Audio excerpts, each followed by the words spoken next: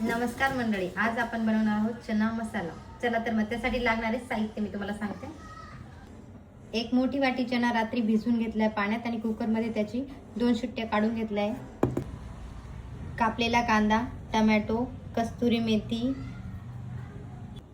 तेजपान, कोथिंबीर, थोडेसे काजू, लसूण आणि अद्रकचे छोटस, मोहरी, हळद, गरम मसाला, हिंग, जिरे, बडीशोप, चवीपुरता मीठ।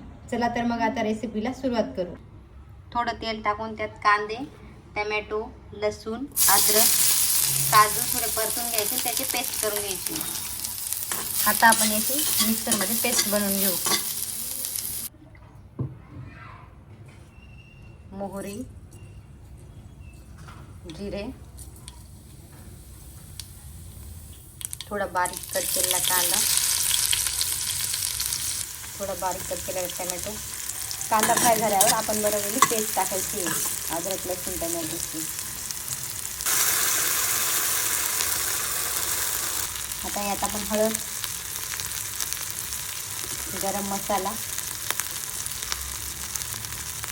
हिंग, चवीपुरता मीठ, बडीशोप, यात आपले चणे टाकून घेऊ।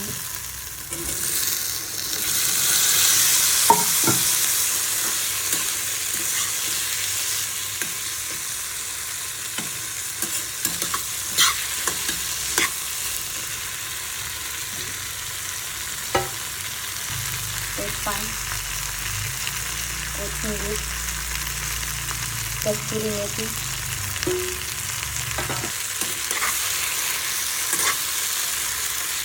यात थोडंसं गरम केलेलं पाणी टाकू आपण। आता 5 मिनिट याच्यावर झाकून ठेवून वाफ लावून घ्यायला पाहिजे।